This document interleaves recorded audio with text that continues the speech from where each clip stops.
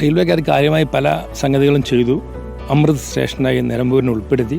ഇവിടുന്ന് അവസാനിക്കുന്ന സ്റ്റേഷനാണല്ലോ. അപ്പോൾ അതുകൊണ്ട് എല്ലാവിധ സൗകര്യങ്ങൾ ചെയ്ത് 2 ക്രോസിംഗ് സ്റ്റേഷൻ കൊടുന്നു, ഇലക്ട്രിഫൈ ചെയ്തു. അടുത്തതിന് മെമു സർവീസ് തുടങ്ങും.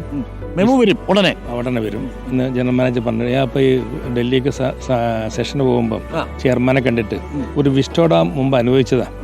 ആ വിസ്റ്റോഡാം നിലമ്പൂരിന് ടൂറിസത്തിന് വളരെ ഗുണം ചെയ്യും. നിലമ്പൂർ ഒരു സർപ്രൈസ് നമുക്ക് ഈ റിപ്പോർട്ടർ ടിവിയിലൂടെ പ്രഖ്യാപിക്കാമെന്ന് എന്തോ ടൂറിസം ഒരു പദ്ധതി ആലോചിക്കുന്നുണ്ട് CPV. അല്ല, ഞാൻ ചെയർമാനായിട്ട് ഒരു ഓർഗനൈസേഷൻ തുടങ്ങിയിട്ടുണ്ട് നിലമ്പൂർ. അപ്പം നിലമ്പൂരല്ല, നിലമ്പൂർ ചുറ്റുപാടുള്ള പ്രദേശങ്ങളെ ഇവിടുത്തെ ടൂറിസം ഇതൊന്നും നമ്മൾ എക്സ്പ്ലോയിറ്റ് ചെയ്തില്ല. നമ്മൾ അമിതാഭ് കാന്ത്, അതേപോലെ തന്നെ കേന്ദ്രമന്ത്രി ഇന്നലെ വിളിച്ചിരുന്നു, നമ്മൾ സുരേഷ് ഗോപിയെ വിളിച്ചിരുന്നു.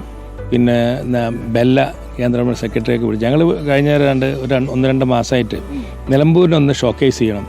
അത് കേരളത്തെ ഷോക്കേസ് ചെയ്ത് അമിതാഭ് കാന്ത് ഉണ്ടല്ലോ, അദ്ദേഹത്തിൻ്റെ ഐഡിയ ഒക്കെ വാങ്ങണം.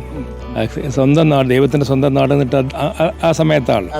അതേപ്പോൾ അദ്ദേഹത്തെയൊക്കെ കൺസൾട്ടൻ്റായി വെച്ചിട്ട് ഉപദേശങ്ങൾ സ്വീകരിച്ച് നിലമ്പൂരിനെ ഷോക്കേസ് ചെയ്യാൻ വേണ്ടി തീരുമാനിച്ചു. അപ്പോൾ കേരളം ദൈവത്തിൻ്റെ സ്വന്തം നാട്, ദൈവത്തിൻ്റെ സ്വന്തം നാട്ടിലെ സ്വർഗ്ഗമാണ് നിലമ്പൂർ എന്ന് ബ്രാൻഡ് ചെയ്യും.